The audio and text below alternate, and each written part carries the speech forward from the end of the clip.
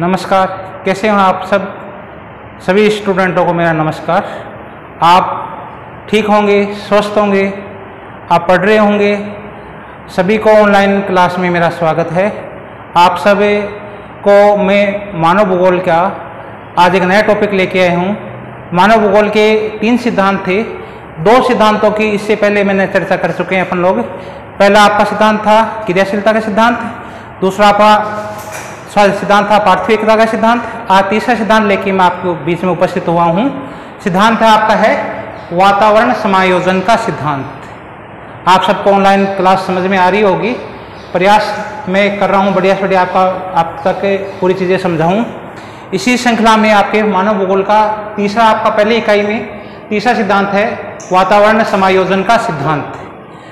इस वातावरण समायोजन के सिद्धांत से समझने से पहले आपको 2 सिद्धांत बताए थे। एक क्रियाशीलता का सिद्धांत जिसमें हर वस्तु क्रियाशील है, प्रत्येक वस्तु सजीव और निर्जीव हर वस्तु क्रियाशील रहती है, या तो वो बढ़ रही है या घट रही है। कोई वस्तु स्थिर नहीं है, ऐसी कोई संसार में वस्तु नहीं है जो स्थिर हो। ये सिद्धांत था क्रियाशीलता का सिद्धांत। पार्थिविकता का सिद्धांत था, पार्थिविकता के सिद्धांत में आपने चर्चा की थी कि इस संसार की प्रत्येक वस्तु है वो एक दूसरे से संबंधित है, एक दूसरे से संबद्ध है, एक दूसरे से जुड़ी हुई है। एक अकेली वस्तु का इस संसार में अस्तित्व नहीं है। प्रत्येक वस्तु है वो या तो भौतिक कारकों से प्रभावित हो रही है या अपने सम्मिलित प्रभाव से दूसरे कारकों को प्रभावित कर रही है। इस सिद्धांत में प्रत्येक वस्तु है वो एक दूसरे को प्रभावित करती है, एक दूसरे से प्रभावित होती है। तीसरा जो सिद्धांत आपका है जिसे वातावरण समायोजन का सिद्धांत कहते हैं, इस सिद्धांत में मानव भूगोल में मानव की केंद्रीय स्थिति मानकर धरातल के परिवर्तनशील स्वरूपों का अध्ययन किया जाता है और व्याख्या की जाती है। अतः प्राकृतिक वातावरण के विभिन्न तत्व जैसे भूमि की बनावट, जलवायु के कारक आदि मनुष्य की आर्थिक सामाजिक क्रियाओं को प्रभावित करती है। उसके रहन सहन, खान पान, वेशभूषा, रीति रिवाज आदि तत्वों को प्रभावित करती है तथा विभिन्न क्रियाओं जो सांस्कृतिक और प्राकृतिक वातावरण के तत्व हैं से प्रभावित होकर मनुष्य भी अपनी बुद्धि, ज्ञान, तकनीकी कौशल से इस वातावरण के परिवर्तन करता है और अपने आप को ज्ञान, तकनीकी बुद्धि से इस वातावरण में अपने आप को अनुकूलित करता है तथा इस कठिन परिस्थिति में अपने आप को जीवन निर्वाह हेतु रूपांतरित करने की चेष्टा करता रहता है। पृथ्वी के विभिन्न क्षेत्रों में मानव के सामाजिक, आर्थिक एवं प्राकृतिक तत्वों में भिन्नता पाई जाती है। एक प्रदेश के एक क्षेत्र के जाने से दूसरे क्षेत्र में जाते हैं तो वहां पर भिन्नताओं का सामना करना पड़ता है, जिस कारण उसे अपने जीवन निर्वाह हेतु वातावरण के साथ समायोजन करना पड़ता है। धरातल पर कहीं पर्वत है, कहीं पठार है, कहीं मैदान है, कहीं खाड़ियां हैं, कहीं जिले हैं। इन सब में भिन्नता पाई जाती है। इसी प्रकार से जलवायु के विभिन्न कारक है, जैसे आपके जो तापमान है, वायुदाब है, इनमें भी भिन्नता पाई जाती है। इन भिन्नताओं के साथ में जैसे आपने देखा होगा कि विषुवत रेखीय क्षेत्र है, भूमध्य रेखीय क्षेत्र है, तो वहां पर भी क्या है कि मनुष्य को अलग अलग भिन्नताओं का सामना करना पड़ता है। भूमध्य रेखा है, वहां पर उच्च तापमान पाया जाता है, उच्च वर्षा पाई जाती है, आर्द्रता अधिक पाई जाती है। जबकि रेगिस्तानी क्षेत्र होता है वहां उच्च तापमान पाया जाता है तथा विभिन्न प्रकार की क्या है कि जो वर्षा की मात्रा कम पाई जाती है, वनस्पति शुष्क पाई जाती है, कम मात्रा में पाई जाती है। तो विभिन्न प्रकार की भिन्नताओं का सामना करना पड़ता है। इन भिन्नताओं के कारण वो जो वातावरण के तत्व है उनके रहन सहन, खान पान, रीति रिवाज, जो परिवहन के साधन है, बैंकिंग की व्यवस्था है, तकनीकी व्यवस्था है आदि पर भूतल पर अनेक प्रकार की जो भिन्नता है उनका भूतल पर देखने को मिलता है। भूतल पर विभिन्नता या असमानता देखने को मिलता है। इस असमानता भिन्नता के आधार पर विषमताओं के आधार पर मनुष्य वातावरण के साथ समायोजन स्थापित करता है और वातावरण के साथ समायोजन स्थापित करने के से उसको 2 प्रकार की क्रियाओं का सामना करना पड़ता है या 2 प्रकार की क्रियाएं करता है।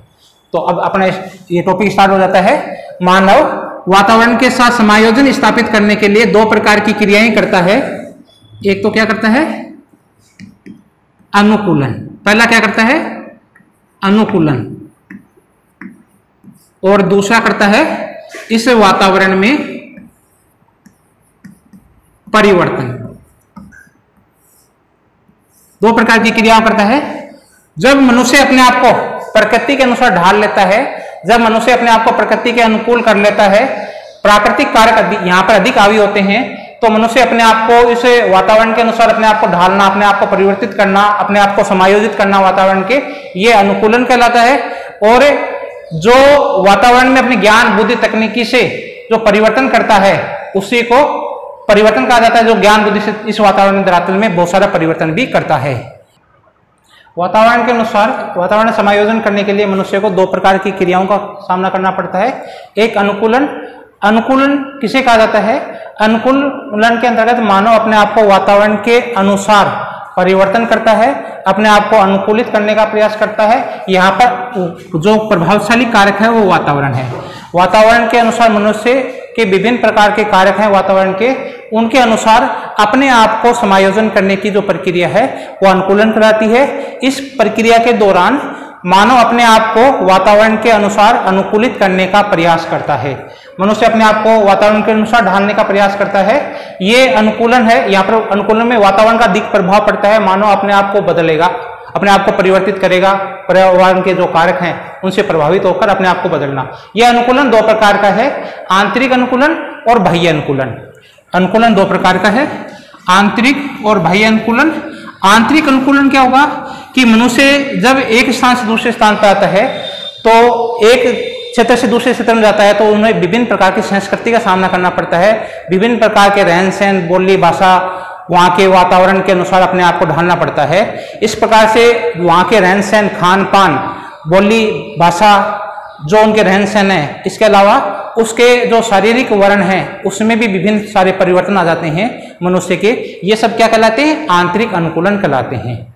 जो मनुष्य की रहन सहन, बोली, भाषा, जो उसके बदलाव हैं शरीर में, जो उसके जो शारीरिक वर्ण में परिवर्तन है, ये सब कहलाते हैं आंतरिक अनुकूलन। ये आंतरिक अनुकूलन ही दो प्रकार का है, एक ऐच्छिक और दूसरा अनैच्छिक। एक ऐच्छिक है, दूसरा अनैच्छिक है। जैसे मान लो एक उदाहरण से अपन इसको समझेंगे कि मान लो एक यूरोपियन परिवार है, एक यूरोपीय परिवार है, ये यूरोपीय परिवार है, ये यूरोप से स्थानांतरित होकर कहाँ गया? भारत के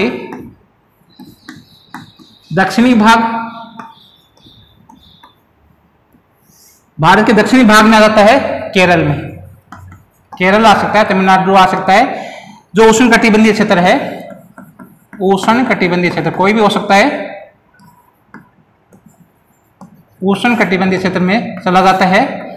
तो वहां जाकर उसमें जो भी परिवर्तन होगा वो आंतरिक और बाह्य दो प्रकार का होगा। अभी आपको समझाऊंगा मैं। जैसे मान लो एक यूरोपीय परिवार है जो वहां से यूरोप से स्थानांतरित होकर भारत के दक्षिणी भाग में आ गया, तो यूरोप की जो जलवायु है, ये वहां की जलवायु किस प्रकार की है? ठंडी है। और जो दक्षिण भारत की जलवायु है वो है उष्ण। अब दोनों की जलवायु में क्या है? अंतर है। अब अपने आप को यूरोप आ गया, यूरोप से क्या आ गया? केरल आ गया।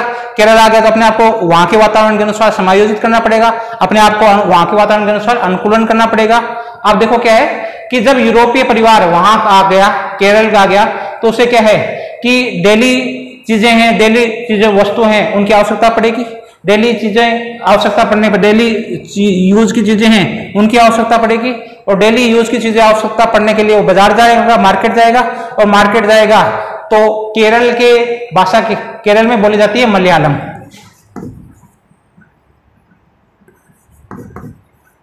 अब वो केरल में आकर मलयालम भाषा सीखता है, मलयालम भाषा का बोलता है, और मलयालम वहां के रहन सहन के अनुसार अपने आप को बदलता है।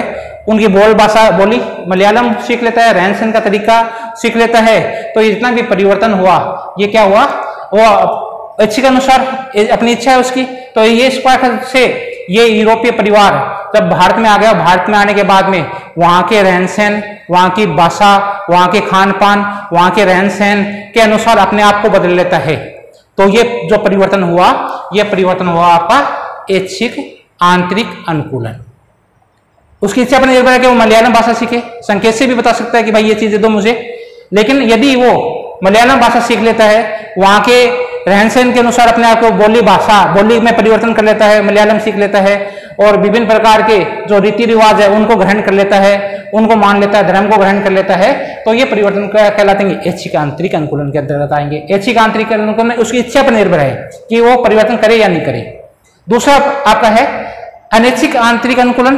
अब यूरोपीय परिवार है, पहले ठंडी जलवायु में था, अब उष्ण आर्द्र जो यहाँ पर क्या है उष्ण आर्द्र जलवायु है, गर्म जलवायु है। तो वहां धीरे धीरे जब ये परिवार वहां रहेगा तो आगे आने वाली पीढ़ियों में उनकी त्वचा में, उनके शारीरिक वर्ण में, शारीरिक वर्ण, उसके कलर में, उनके रंग में धीरे धीरे क्या है उनका जो रंग है इसमें धीरे धीरे पिगमेंट बनने लगेंगे, काले रंग के काले धब्बे बनने लग जाएंगे, काले पिगमेंट बनने शुरू हो जाएंगे जिनको पिगमेंट कहते हैं। ये काले धब्बे बनने से जाएंगे और धीरे धीरे उसका शरीर में ये धब्बे से जो श्वेत रंग से है, श्वेत रंग है, ये धीरे धीरे किस में बदल जाएगा आपका श्याम वर्ण में परिवर्तन हो जाएगा। तो ये जो परिवर्तन हुआ ये आपका परिवर्तन कहलाता है अनैच्छिक या प्राकृतिक अनुकूलन। उसके नहीं चाहने पर भी यदि वो वहां रहेगा, यदि वो वहां रहेगा, वहां काम करेगा, उसको कुछ दिन रहने पड़ गया तो जो आने वाली पीढ़ी है उसकी आने वाली पीढ़ी में उसका रंग है वो सफेद से धीरे धीरे क्या हो जाएगा, सफेद से उसके धीरे धीरे चमड़ी पे क्या है काले रंग के धब्बे बनने शुरू हो जाएंगे और आने वाली पीढ़ी में धीरे धीरे उसका रंग है वो सफेद से जो काला हो जाएगा। इस प्रकार का जो परिवर्तन हुआ, जो उसके शारीरिक वर्ण में परिवर्तन हुआ, उसका जो शरीर में जो परिवर्तन हुआ वो कहलाता है अनैच्छिक परिवर्तन। इसे प्राकृतिक परिवर्तन भी कहा जाता है। इस प्रकार से ये आंतरिक अनुकूलन ऐच्छिक और अनैच्छिक दो प्रकार का है। दूसरा प्रकार का आपका अनुकूलन का दूसरा प्रकार है बाह्य अनुकूलन। बाह्य अनुकूलन में वो वहां आने के पास में यदि अपने आप को वहां की वेशभूषा, ड्रेस, पहले वो सूट बूट में रहता था, अब केरल में तैमल पहनते हैं, तैमल कुर्ता पहनते हैं, उसके अनुसार अपनी वेशभूषा को परिवर्तित कर लेता है, अपने खान पान में परिवर्तन कर लेता है, अपने रहन सहन में परिवर्तन कर लेता है, अपने जो कार्य में परिवर्तन कर लेता है। ये जितना भी परिवर्तन करता है वो आपका कहलाता है। यदि कोई यूरोपीय परिवार है, एक क्षेत्र के लोग दूसरे क्षेत्र में जाकर वहां की वेशभूषा के अनुसार, वहां की भाषा के अनुसार, वहां के रहन सहन के अनुसार अपने आप को बदल लेता है, तो ये इस प्रकार का जो परिवर्तन है ये आपका बाह्य अनुकूलन कहलाता है। इस प्रकार से आपके दो अनुकूलन हो गए, एक आंतरिक अनुकूलन और दूसरा बाह्य अनुकूलन। ये आपका परिवर्तन है, ये वेशभूषा के कारण से हुआ। ये ऐच्छिक अनुकूलन है आपका, ये आपका उसके चाहने नहीं चाहने से होगा। और तीसरा आपका है इसमें अनैच्छिक परिवर्तन, अनैच्छिक में उसके वर्ण के कारण से, रंग के कारण से परिवर्तन होगा। वातावरण समायोजन का दूसरा जो कारक है वो है परिवर्तन। परिवर्तन के अंतर्गत या इसको रूपांतरण भी कहते हैं। क्या कहते हैं? रूपांतरण। परिवर्तन या रूपांतरण। मनुष्य कठोर अपने वातावरण को परिवर्तित करके उसे कृत्रिम वातावरण के रूप में परिवर्तित कर लेता है, तो उसको कहा जाता है रूपांतरण या परिवर्तन। मनुष्य वातावरण के विभिन्न प्रकार के कठोर जो वातावरण है, इस कठोर वातावरण को अपने अनुकूल रहने योग्य, अपने काम के योग्य, अपने उपयोग के योग्य बना लेता है कृत्रिम साधनों से, तो उसको कहा जाता है रूपांतरण या परिवर्तन। जैसे मान लो आप लोगों ने देखा होगा कि जो शीतोष्ण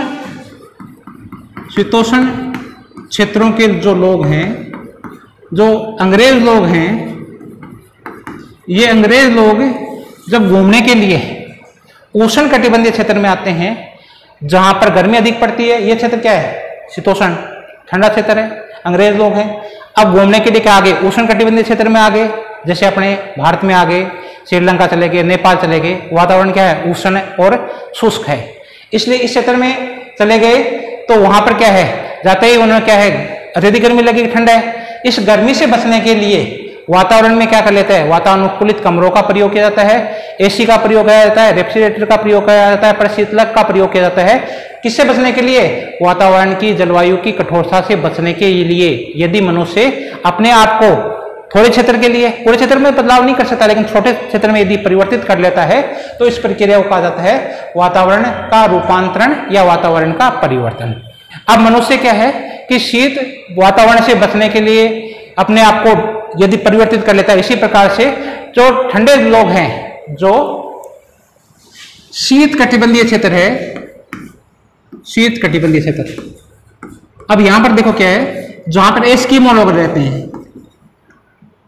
एस्किमो लोग रहते हैं, पूरे क्षेत्र में क्या है, आपके बर्फ बिछी रहती है, वातावरण शीत कठोर है, वहां पर रहने के लिए आपके पूरा क्षेत्र है वो बर्फ से ढका रहता है, चादर के रूप में ढका रहता है, शीत और कठोर जलवायु पाई जाती है। वहां के वातावरण के अनुसार मनुष्य को अपने आप ढालने के लिए क्या करना पड़ता है, जो मकान बनाए जाते हैं, जो इग्लू बनाए जाते हैं, वो बर्फ की शिलाओं को काट कर बनाए जाते हैं। मकान बनाने के लिए उनके पास क्या है, बर्फ की शिलाएं हैं, और मकान को गर्म करने के लिए उनके पास जो सील मछली होती है उसकी चर्बी को जलाकर क्या करते हैं, वो अपने घरों को जो घरों को गर्म करते हैं। इसी प्रकार से जो कृषि हेतु वहां जमीन नहीं है, इसलिए क्या करना पड़ता है, उनको शिकार करना पड़ता है। ये जितने भी जो परिवर्तन हो रहा है वातावरण के अनुसार, अपने आप को जो समायोजित कर रहा है वातावरण के अनुसार, वह बर्फ क्या है, बर्फ से ढकी रहती है, शिकार करना पड़ेगा और कोई उपाय नहीं है दूसरा, खेती नहीं कर सकता है कि वो पूरा क्षेत्र में क्या है, बर्फ से ढका हुआ है। इसलिए वहां एकमात्र क्या है, आर्थिक कार्य में क्या है, अपने आप को जीवन निर्वाह के लिए, अपने आप को जीवन बचाने के लिए क्या करना पड़ेगा, शिकार करना पड़ेगा। रेनडियर का शिकार करते हैं, सील मछली का शिकार करते हैं, विभिन्न प्रकार के जो रेनडियर भालू है उनका शिकार करते हैं। तो वर्ष भर जो शीत जलवायु रहती है उसको अपने आप को अनुकूलित करना, वहां के वातावरण के अनुसार अपने आप को ढालना, ये प्रक्रिया आपके क्या कहलाएगी, वातावरण समायोजन कहलाएगी। अपने आप को वातावरण के अनुसार वहां के निवासी क्या करते हैं, अपने आप को इस कठोर वातावरण से समायोजित करने के लिए बर्फ के मकान बना लेंगे, सील मछली की चर्बी को जलाकर घरों को गर्म कर लेंगे। खेती नहीं है, कृषि नहीं है, इसलिए क्या करते हैं, अपने आप को जो भी शिकार है उससे अपना भरण पोषण करते हैं। तो वातावरण के साथ जो एस्किमो जो लोग हैं या जो शीतोष्ण कटिबंधीय लोग हैं, ये अपने आप को क्या है, वातावरण के अनुसार ढाल लिया है। इसी प्रकार से मनुष्य जब वातावरण के जो प्राकृतिक कारक है उनसे और सांस्कृतिक कारकों में यदि अपनी आवश्यकता के अनुसार यदि परिवर्तन कर लेता है, तो इस प्रक्रिया को क्या कहा जाता है, वातावरण अनुकूलन या वातावरण समायोजन कहा जाता है। यदि जो प्राकृतिक कारक, सामाजिक कारक है, इसमें अपने आप को बदलाव करता है इसमें और परिवर्तन करता है और उसको अपने अनुकूल, अपने आवश्यकता के अनुकूल, अपने आवश्यकता के अनुसार इन भौतिक प्राकृतिक कारकों को और सांस्कृतिक कारकों को अपने अनुकूल कर लेता है, अपने अनुसार बदल लेता है, अपनी आवश्यकता के अनुसार परिवर्तन कर लेता है। तो ये पूरी चीजें हैं, ये आपके क्या कहलाएगी, वातावरण समायोजन की प्रक्रिया कहलाएगी। और जिस प्रकार से आपने देखा होगा कि अनुपजाऊ भूमि है, इस उपजाऊ भूमि है, इसमें खाद डालकर मनुष्य क्या कर लेता है, इसको उपजाऊ बना लेता है। विभिन्न प्रकार की जो भी उर्वरकता क्षमता कम है उसमें विभिन्न प्रकार की जो उर्वरक डालकर उसको उत्पादन क्षमता को बढ़ा लेता है। विभिन्न प्रकार की जो भी सीढ़ीनुमा खेत है वहां पर खेती कर लेना। पहाड़ी क्षेत्र है, पहाड़ी क्षेत्र क्या है कि सीढ़ीनुमा खेत बना लेना। इसी प्रकार आपको बताया था कि जो साइबेरिया क्षेत्र के है, रूस के वैज्ञानिकों ने ऐसे साइबेरिया क्षेत्र में से बीजों का विकास कर लिया है कि वहां 2 महीने में भी अपने गेहूं की कृषि कर सकते हैं। इसी प्रकार से आपका क्या है कि विभिन्न प्रकार के जो मरुस्थलीय क्षेत्र है उसमें मनुष्य ने अपने ज्ञान, तकनीकी कौशल से बहुत सारा परिवर्तन करके इंदिरा गांधी नहर का विकास कर लिया। कुछ वर्ष पहले जो राजस्थान का पश्चिमी भाग था पूरा रेगिस्तान था, वीरान था, लेकिन मनुष्य ने अपने ज्ञान, तकनीकी कौशल से इसमें वातावरण में परिवर्तन किया और परिवर्तन करके वहां पर विभिन्न प्रकार के नहरों का विकास कर लिया। अब नहरों का विकास करने के बाद वहां जो राजस्थान का अन्न का कोटा है वो गंगानगर को कहना लेने लगा, क्योंकि उत्पादन बढ़ गया है। उत्पादन बढ़ गया तो वहां पर क्या है, विभिन्न प्रकार के कृत्रिम जो खाद है उसका प्रयोग करने लगे, रासायनिक का प्रयोग करने लगे, सिंचाई की मात्रा को बढ़ा दी। तो ये जितना भी परिवर्तन किया वातावरण में, ये रूपांतरित कहलाता है। इस प्रकार जो मनुष्य अपनी रुचि शक्ति के अनुसार अपने आप को वातावरण के अनुसार समायोजित कर लेता है, अपने आप को वातावरण के अनुसार बदल लेता है, तो इस प्रक्रिया को वातावरण समायोजन कहा जाता है। इस प्रकार मनुष्य अपनी रुचि ज्ञान से अनुकूलन और परिवर्तन करता है। यह प्रक्रिया पूरी ही वातावरण समायोजन कहलाती है।